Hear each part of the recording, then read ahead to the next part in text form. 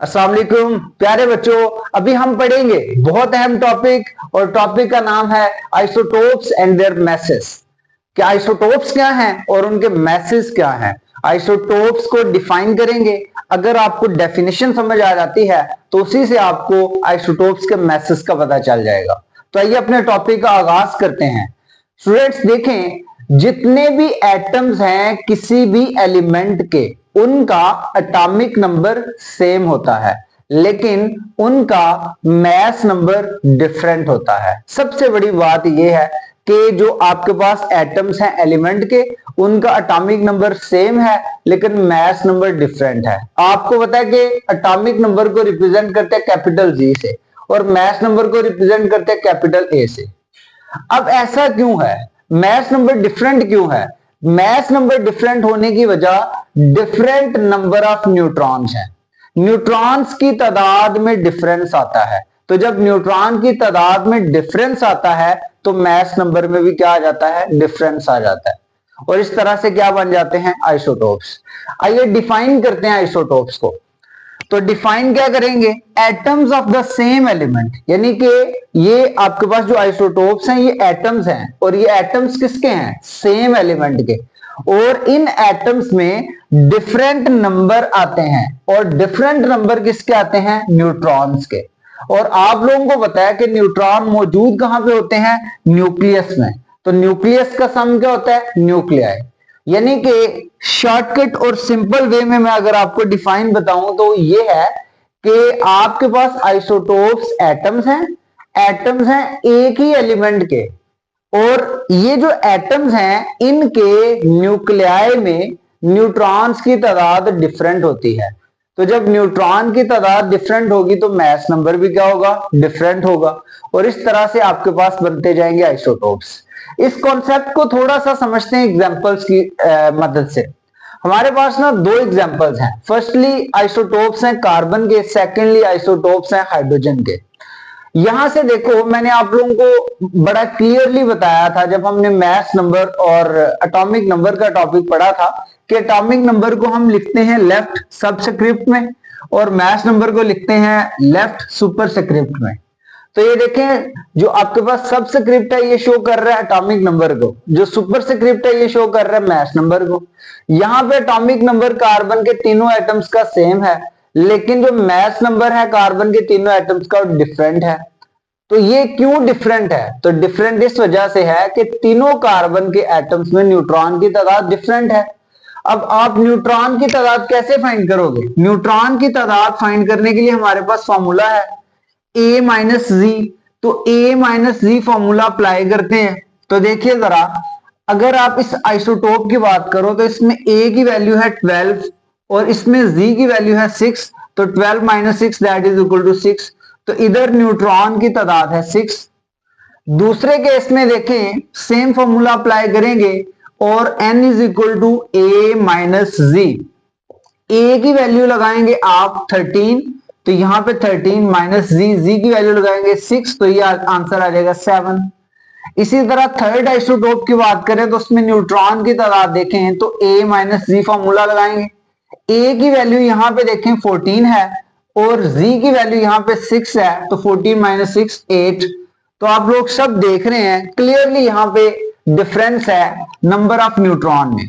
जो पहला आइसोटोप है उसमें न्यूट्रॉन 6 हैं, दूसरे आइसोटोप में न्यूट्रॉन 7 हैं और तीसरे आइसोटोप में न्यूट्रॉन 8 हैं। तो यही डेफिनेशन है कि एटम्स हैं सेम एलिमेंट के जिनके न्यूक्लियाई में न्यूट्रॉन्स की तादाद डिफरेंट है। तो ये क्या है? एक ही एलिमेंट के आइसोटोप्स हैं। अब थोड़ा सा स्ट्रक्चरली इस चीज को एक्सप्लेन करते हैं कि न्यूक्लियाई में न्यूट्रॉन किस तरह से डिफरेंट है। फॉर एग्जाम्पल हम पहले बात करते हैं कार्बन 612 की। कार्बन 612 जो है इसको स्केचमेटिकली ड्रा करते हैं, इसकी डायग्राम बनाते हैं। स्टूडेंट्स देखो, हमारे पास न्यूक्लियस में दो चीजें आती हैं, दो फंडामेंटल पार्टिकल आते हैं, न्यूट्रॉन और प्रोटॉन। और न्यूक्लियस के गिर्द शेल्स में घूमते हैं इलेक्ट्रॉन। अब मैं कार्बन 612 की बात कर रहा हूं। कार्बन 612 में आपने इसके न्यूक्लियस में बात करनी है न्यूट्रॉन्स की और प्रोटॉन्स की। तो प्रोटॉन की तादाद देखनी हो तो एटॉमिक नंबर देखो, तो इसमें प्रोटॉन जो होंगे वो होंगे 6। न्यूट्रॉन अभी फाइंड किए हैं कुछ देर पहले कि इसमें न्यूट्रॉन है 6। कैसे? a माइनस सी, तो 12 माइनस 6 6, तो इधर जो न्यूट्रॉन है वो आपके पास है 6। ये क्या बन गया जी? ये न्यूक्लियस बन गया। न्यूक्लियस के गिर्द अब हमारे पास होता है शेल। तो ये देखिए जी हमारे पास आ गया पहला शेल, ठीक है। और पहले शेल में मैक्सिमम इलेक्ट्रॉन आते हैं 2, तो ये हमने 2 इलेक्ट्रॉन्स को 2 डॉट से जाहिर कर दिया। अब हमारे पास टोटल इलेक्ट्रॉन 6 है, क्योंकि अगर प्रोटॉन 6 होना तो इलेक्ट्रॉन भी 6 होते हैं, क्योंकि atom as a whole electrically neutral है। तो यहां पे 2 इलेक्ट्रॉन आए हैं पहले शेल में, के शेल में, तो इसका मतलब है हमें दूसरा शेल बनाना पड़ेगा। हम यहाँ पे दूसरा शेल बना लेते हैं। हमने जब दूसरा शेल बनाया तो उसमें हम 4 इलेक्ट्रॉन फिल करेंगे, 1 2 3 और ये आ गए 4। अब देखिए इलेक्ट्रॉन कितने हैं यहाँ पे, 2 एंड 4 6।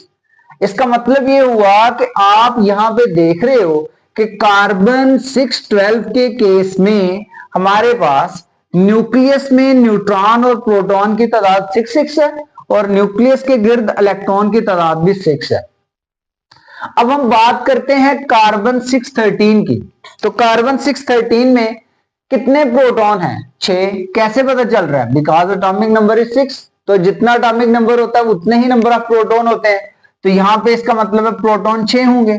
लेकिन न्यूट्रॉन कितने होंगे? सवाल ये है, न्यूट्रॉन अभी तो फाइंड किए थे 13 माइनस 6, तो 13 माइनस 6 क्या होता है? 7। तो इसका मतलब है यहां पे कार्बन जो है C613 के लिए, C613 के लिए जो न्यूट्रॉन है उनकी तादाद हो जाएगी 7। लेकिन चूंकि न्यूक्लियस में प्रोटॉन 6 हैं तो न्यूक्लियस के गिर्द शेल में इलेक्ट्रॉन भी 6 ही होंगे। उसी तरह थर्ड जो आइसोटोप है कार्बन का 614, उसकी बात करते हैं।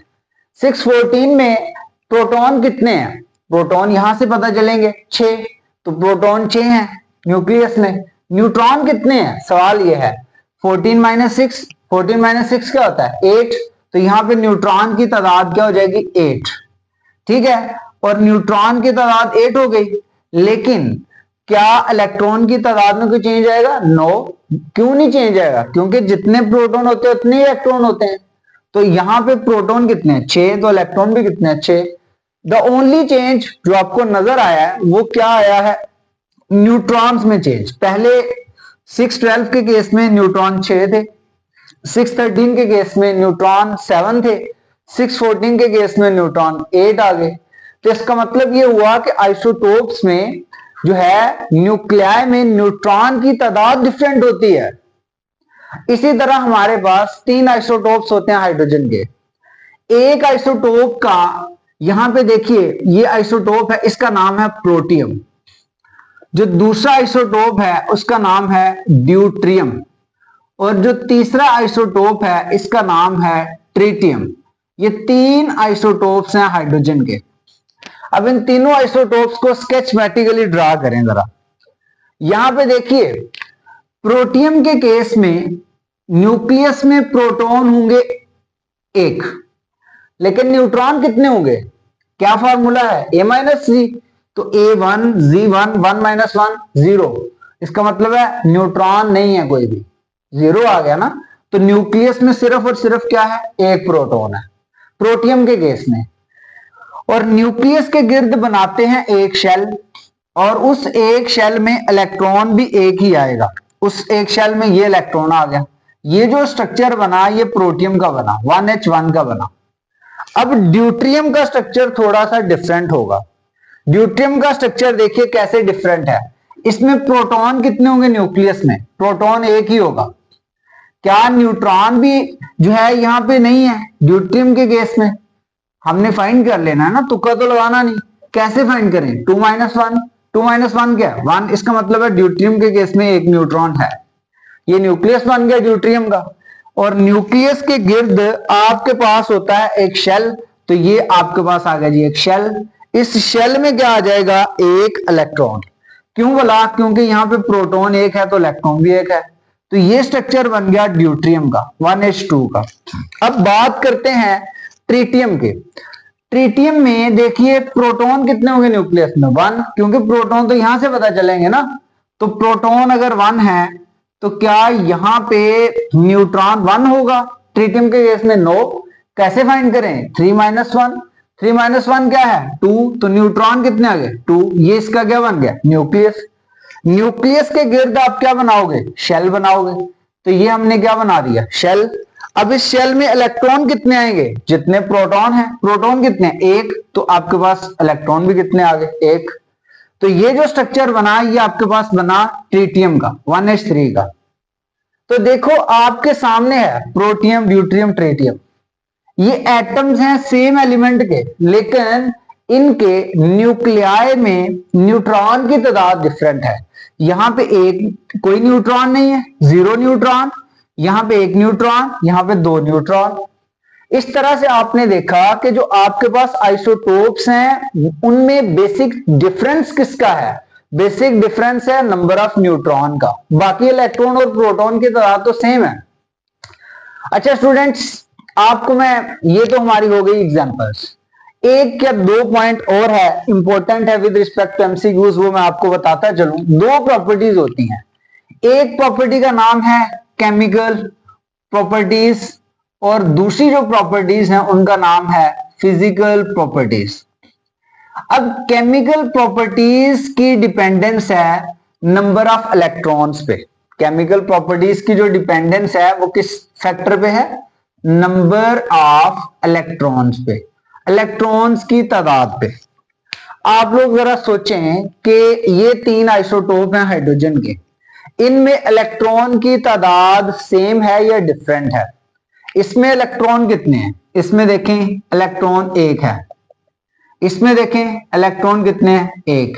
इसमें देखें इलेक्ट्रॉन कितने हैं? 1। तीनों जो आइसोटोप हैं हाइड्रोजन के उनमें इलेक्ट्रॉन की तादाद कितनी है? 1।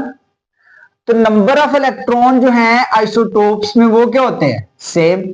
तो जब नंबर ऑफ इलेक्ट्रॉन सेम होंगे, सही है, तो आइसोटोप की केमिकल प्रॉपर्टीज भी फिर क्या होती हैं? सेम होती हैं, क्योंकि केमिकल प्रॉपर्टीज का ताल्लुक है नंबर ऑफ इलेक्ट्रॉन से। तो अगर number of electron different isotopes के सेम है तो इसका मतलब है कि केमिकल प्रॉपर्टीज भी सेम है। अब हम बात करते हैं फिजिकल प्रॉपर्टीज की। किसकी बात करते हैं? फिजिकल प्रॉपर्टीज की। तो बच्चों देखो, फिजिकल प्रॉपर्टीज का जो ताल्लुक है ना वो नंबर ऑफ न्यूट्रॉन से है। Number of neutron, physical properties की जो डिपेंडेंस है, physical properties depend he number of neutron पे कर रही है। तो फिजिकल प्रॉपर्टीज अगर डिपेंड करती है, किस पे डिपेंड करती है? नंबर ऑफ न्यूट्रॉन्स पे। तो ये देखिए 3 आइसोटोप्स हैं, इसमें न्यूट्रॉन है कोई? नहीं। इसमें न्यूट्रॉन 1 है, इसमें न्यूट्रॉन 2 हैं। तो डिफरेंट आइसोटोप्स में नंबर ऑफ न्यूट्रॉन क्या है? डिफरेंट। तो जब नंबर ऑफ न्यूट्रॉन्स डिफरेंट हैं तो आइसोटोप्स की जो फिजिकल प्रॉपर्टीज होती हैं ये भी एक दूसरे से क्या होती हैं? डिफरेंट होती हैं। ये आपने थोड़ा सा अपने जहन में बिठानी है। इस बात को आपने लर्न करना है, सीखना है कि नंबर ऑफ न्यूट्रॉन डिफरेंट है, इसलिए फिजिकल प्रॉपर्टीज भी आइसोटोप्स की क्या होती हैं? डिफरेंट होती हैं। अच्छा, अब बड़ा इंटरेस्टिंग काम है, आपके सामने लिखा हुआ है, क्या एक ही एलिमेंट के जो आइसोटोप्स हैं उनका मास सेम है? मेरा सवाल आप लोगों से है। तो आंसर होगा नहीं, सेम नहीं है। क्यों बोला? ये देखो 12, 13, 14। क्यों? क्योंकि जो आपके पास मास नंबर है वो न्यूट्रॉन पे डिपेंड करता है। तो न्यूट्रॉन की तादाद डिफरेंट है तो मास नंबर भी डिफरेंट है। जिस तरह हाइड्रोजन के 3 आइसोटोप लिखे हुए हैं, प्रोटियम है, ड्यूट्रियम है, ट्रीटियम है। प्रोटियम का मास 1 है, ड्यूट्रियम का 2 है, ट्रीटियम का 3 है। तो ड्यूट्रियम का मास 2 है, प्रोटियम का 1 है, तो देखो इसका डबल है ना, ये ड्यूट्रियम का मास डबल है प्रोटियम से, और ट्रीटियम का मास ट्रिपल है प्रोटियम से। ये याद रखना आप लोगों ने एमसीक्यूज के तौर पे कि ड्यूट्रियम का मास 2 गुना ज्यादा है प्रोटियम से और ट्रीटियम का मास 3 गुना ज्यादा है प्रोटियम से। This was all about the topic isotopes and their message.